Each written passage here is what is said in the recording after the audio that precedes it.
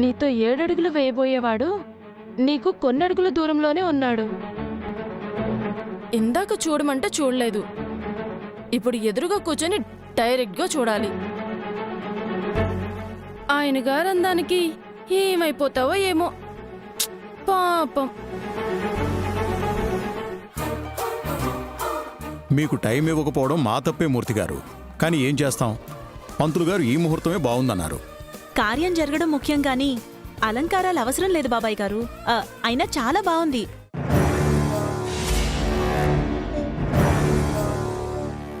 మంచి మాట చెప్పావమ్మా. ముహూర్త బలం కుదరాలి గాని పై అలంకారాలు ఎందుకు? ఎంత చిన్న కొంప చూసావో వదినా. పేరుకి నర్సరీ ఉందంటున్నారు, పేదరికమే ఉంది కూడా. ఈ ముహూర్తం కోసమే మేము ఎన్ని రోజులు ఎదురు చూసాం అన్నయ్య గారు. ఎన్నో నిద్రలేని రాత్రులు గడిపాం. చివరికి దేవుడు కరుణించి మా వసుని మీలాంటి మంచి వాళ్ల చేతుల్లో పెడుతున్నాడు. అవును సార్, వసుకి ఎలాంటివాడు వస్తాడో అని మేము ఆలోచించని క్షణం లేదు. అభిబాబు లాంటి గొప్ప మనసున్న మనిషి వసుకి భర్త అవుతున్నందుకు మాకు చాలా ఆనందంగా ఉంది. ఇది మా అదృష్టం సార్. ఇంకా మీరు నన్ను సారు అని పిలవడం నా దురదృష్టం బావగారు. క్షమించాలి, మిమ్మల్ని అలా పిలవడం అలవాటైపోయింది. ఇప్పుడు వియ్యంకులం కాబోతున్నాం కదా, మీ అలవాటు మార్చుకోండి. ఏం చెల్లెమ్మా? మీరలా పిలుస్తుంటే చాలా సంతోషంగా ఉంది అన్నయ్య గారు. అన్నట్టు వదినా, నీతో ఒక్కరు కూడా మాట్లాడరేంటి వదినా? అసలు నువ్వొక్కదానివి ఇక్కడ ఉన్నట్టు వాళ్ళకు గుర్తులేదా ఏంటి? అదే చూస్తున్నాను. ఏంటి జయంతి? అబ్బే ఏం లేదన్నయ్యా, అమ్మాయిని త్వరగా పిలిపించమంటోంది. సుశీల, వెళ్ళమ్మాయిని తీసుకురా. అలాగేనండి. మా అభిరామ్కి మంచి అమ్మాయిని చూడాలని ఎప్పటినుంచో అనుకుంటున్నాం, ఇప్పటి కుదిరింది. అంతా దైవ నిర్ణయం సార్. ఓ సారీ బావగారు. అవును, ఇది దేవుడు నిర్ణయించిన పెళ్లి. ఆయన రాసి పెట్టాడు కాబట్టే ఈ పెళ్లి జరుగుతోంది కదా జయంతి? నిజమేనండి, రాత లేకుండా ఏదీ జరగదు. ఎవరికి ఎలా ముడిపెట్టాలో ఆ దేవుడికి బాగా తెలుసు. మంచి మాట చెప్పారు అక్కయ్య గారు. మీరెంత మంచివారో మొన్న పావని చెప్పింది. వసూని మీ చేతుల్లో పెడుతున్నందుకు మాకు చాలా సంతోషంగా ఉంది. నీ గురించి పావని మంచిగా చెప్పడమా వదినా? అంతా ముందే బట్టి పట్టిన మాటలా ఉన్నాయి, అస్సలు నమ్మకు. పావని లాంటి మంచి తోడికోడలు మా వసుకు దొరికినందుకు ఇంకా ఆనందంగా ఉంది. పావని నా పెద్ద కోళ్ళు కాదు మూర్తి గారు, పెద్ద కూతురు. పింకీ, వసు రెడీనా? Ready aunty. వసు, పదమ్మ వెళ్దాం.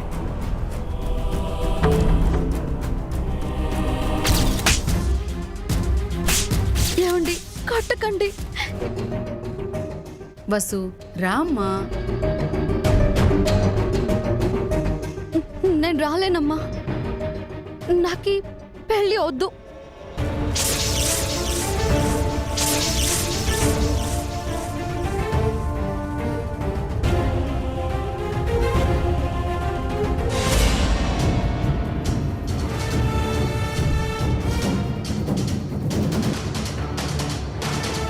ఏయ్ వసు, ఏం మాట్లాడుతున్నావే? నేను ఈ పెళ్లి చేసుకోలేనమ్మా, నా వల్ల కాదు, నాకిష్టం లేదు. ఏయ్, పిచ్చేమన్నా పట్టిందా నీకు? ఏం మాట్లాడుతున్నావు? పింకీ, ఏంటి ఇది? ఇంత దాకా వచ్చాక ఇప్పుడేంటి?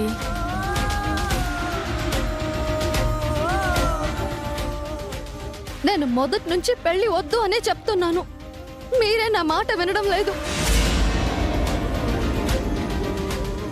బలవంతం చేసి ఒప్పించారు.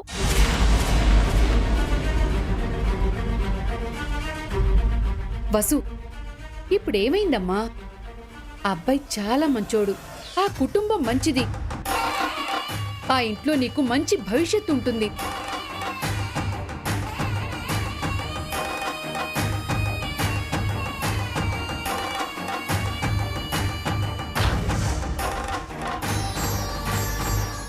పెళ్లి వద్దమ్మా. నాకిక్కడే హాయిగా ఉంది, సంతోషంగా ఉన్నాను. నా మా నాన్న నన్ను వదిలేయండమ్మా. పిచ్చా నీకు? కాన్సెస్లోనే ఉండి మాట్లాడుతున్నావా? ఏం మాట్లాడుతున్నావో నీకైనా అర్థమవుతుందా?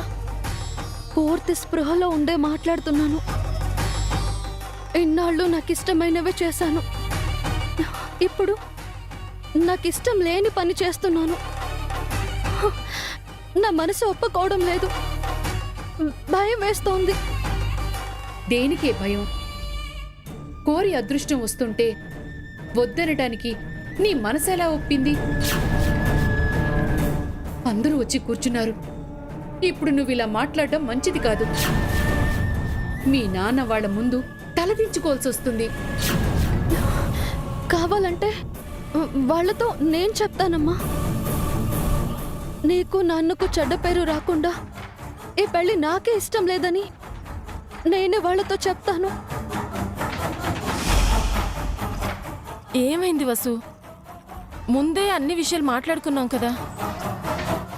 నీ ఫ్యూచర్ బాగుంటుంది, బన్నీ సంతోషంగా ఉంటాడని చెప్పాం కదా. అప్పుడు అన్నిటికీ తల ఊపి ఇప్పుడు వద్దు అంటున్నావు. అప్పుడు ఇప్పుడు నా మనసులో ఒక్కటే ఉంది. మీరే కావాలని నన్ను కన్విన్స్ చేశారు, బలవంతంగా నన్ను ఒప్పించారు. నీ బాగు కోసమే కదా మేమిదంతా చేశాము. నువ్వు సంతోషంగా ఉంటావనే కదా ఈ పెళ్లి చేస్తున్నాము.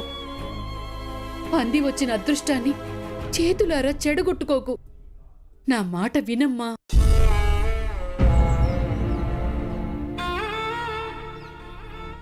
అమ్మా ప్లీజ్ అమ్మా, ఈ ఒక్కసారికి నా మాట విను. నేను మళ్ళీ పెళ్లి చేసుకోలేను. బన్నీకేం కావాలో అన్ని నేనే చూసుకుంటానమ్మా.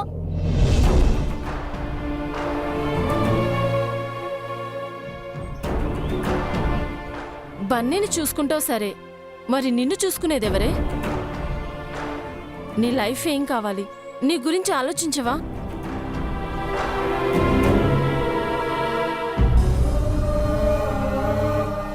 అంత ఆలోచించాను కాబట్టే చెప్తున్నాను పింకీ.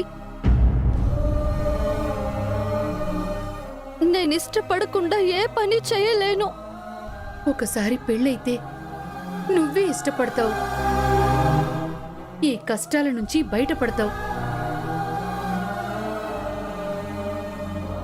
నీకొక కొత్త జీవితం, కుటుంబం వస్తాయి. దయచేసి అట్టు చెప్పకమ్మా. నీకు దండం పెడతానమ్మా, నన్ను పంపించొద్దు, నన్ను దూరం చెయ్యొద్దు. చేతులెత్తి మొక్కుతున్నాను, దయ చూపించమ్మా.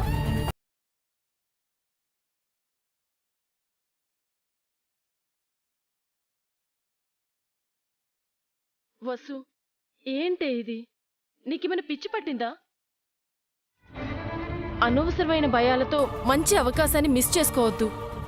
ఇంకేం చెప్పకే.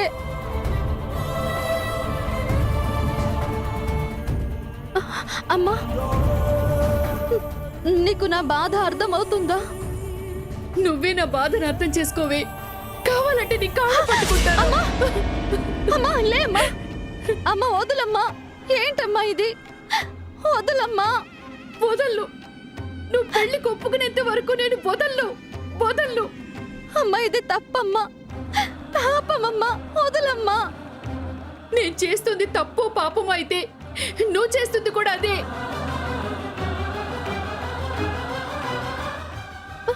పింకీ, నువ్వైనా చెప్పవే. అమ్మని నా కాళ్ళు వదలమని చెప్పు. అమ్మ ప్లీజ్ అమ్మా, ఇప్పటికే అత్తవయ్యుండి అమ్మవయ్యావు. అలాంటిది నువ్విప్పుడు ఇలా చెయ్యొద్దమ్మా. అమ్మ లేమ్మా. నువ్వు నా రుణం తీర్చుకోవాలంటే ఈ పెళ్లి చేసుకోవాలి, లేదంటే నీ కాళ్ళ దగ్గర తల పగలు కొట్టుకుని చచ్చిపోతాను. వద్దమ్మా, వద్దు. నేను పెళ్లి చేసుకుంటాను.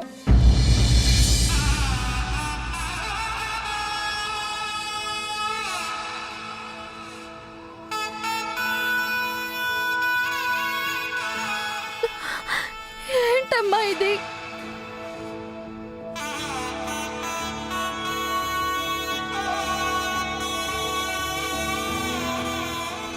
ఏంటమ్మా ఇంత పని చేసావు? ఎందుకో నీకు ముందు ముందు అర్థమవుతుంది. ఇప్పటి నీ భయం, బాధ నిజం కావని అప్పుడు తెలుస్తుంది.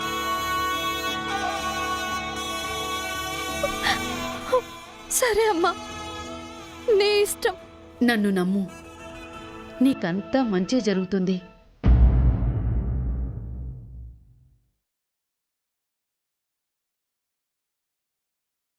పశు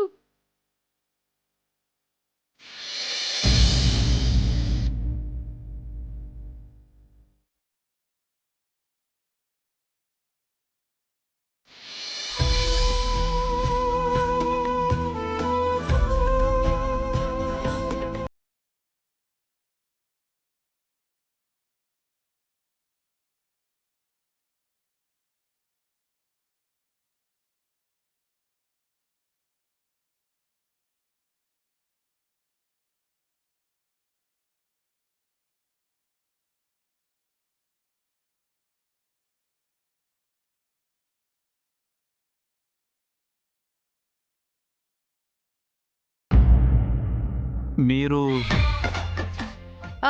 నేనెవరో తెలీదా మీకు? ఏమా పావని, ఆయన ఇంటికి వచ్చినప్పుడు నా గురించి చెప్పలేదేంటే? అది పిన్ని గారు. ఆ, ఆయన నా గురించి చెప్పడానికి ఏముందిలే అమ్మా, చెప్పడానికి నాకేం చరిత్ర ఉందని. నీ గురించి, మీ అత్తయ్య గారి గురించి, మావయ్య గురించి చెప్పుంటావు. తను నా చెల్లెలు మూర్తి గారు. నీకెంత ఐడెంటిటీ క్రైసిస్ ఉంది? నా పేరు సుమంగళి, కానీ నేను సుమంగళిని కాదు. మీ కూతుర్లా పెళ్ళైన 3 నెలలకే నా మొగుడు పోయాడు. అప్పటినుంచి పెళ్లి పెటాకులు లేకుండా ఉన్నాను. బాగా ఫ్రస్ట్రేషన్ కూడా ఉంది. అయ్యో పాపం. నేను మళ్ళీ పెళ్లి చేసుకోవాలంటారా? నువ్వు ఉండమ్మా, నేను చెప్తాను. అసలే భర్త పోయిన బాధలో ఉంది. మళ్ళీ పెళ్ళంటే మరింత బాధపడుతుందని మేమే చేయలేదు. అయినా ఆ రోజుల్లో ఇప్పట్లా కాదు కదండి, ఆ కాలమే అలాంటిది. అవును, నేను బాధపడతానని అన్నయ్య అడగలేదు. నాకు మళ్ళీ పెళ్లి కాకపోతే ఇప్పుడు నా మేనరుడు అభిక్ అవుతోంది. అదే ఆనందం. నాన్న అంటే నీకు మొత్తం ఆపోజిట్ గా చెప్తున్నాడు. అందుకేగా విషయం దారి మళ్ళించా. నువ్వు మామూలు దానివి కాదే.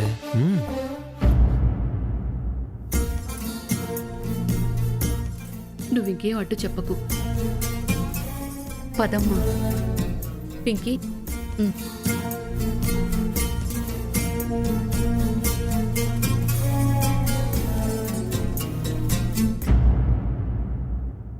ఇంకా ఎంతసేపు ఈ ఇరుక్కొంపలో ఉండాలొదినా? నేను ఏదోలా తట్టుకుంటున్నాను. నీ పరిస్థితి చూస్తుంటేనే పాపం అనిపిస్తోంది. ఆ పెళ్లి కూతురు ఎప్పటికొస్తుందో ఏమిటో.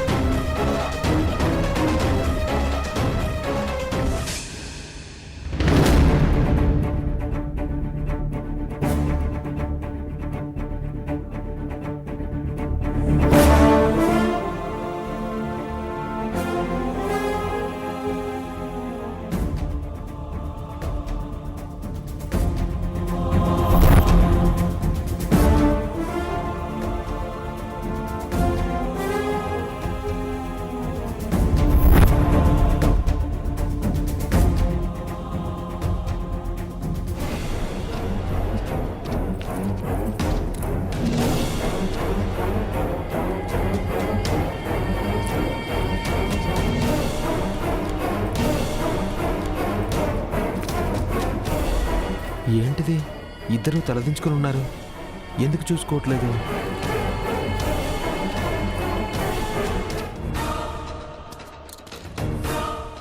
ఏంటే ఎలా ఉంది మా రెండో వదిన? హ్మ్.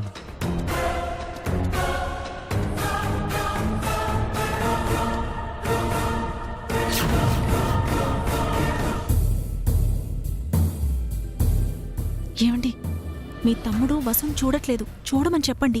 అలాగే. వసు, మీ ఓడు నీ ఎదురుగానే ఉన్నాడే, తలెత్తి చూడు. రే అభి, అందరూ మీ ఇద్దరినే చూస్తున్నారు, తలెత్తి అమ్మాయిని చూడు.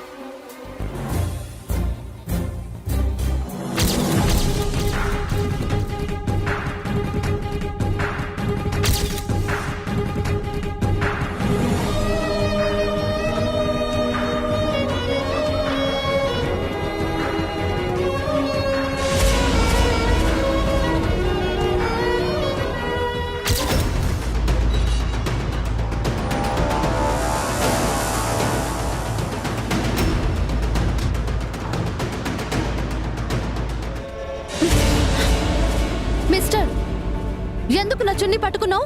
నేనేం మీ చున్నీ పట్టుకోలేదు, అదే ఎగురొచ్చి నా మొహం మీద పడింది. గాలి కబుర్లు చెప్పకండి. హలో, చేసిన యాక్టింగ్ చాలు. ఇది మీ పని అని నాకు అర్థమైపోయింది. ఆకతాయి పనులు చేస్తే అమ్మాయిలు పడిపోరు.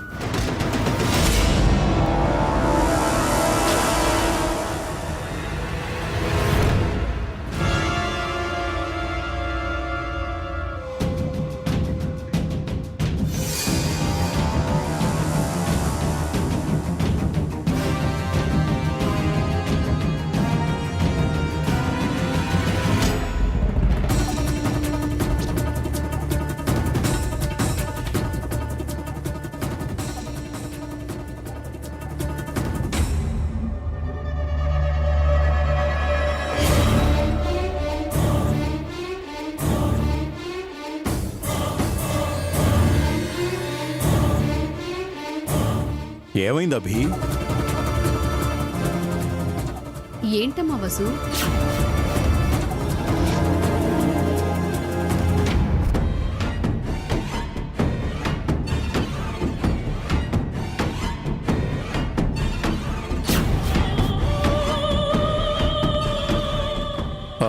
ఎందుకు లేచావు అభి?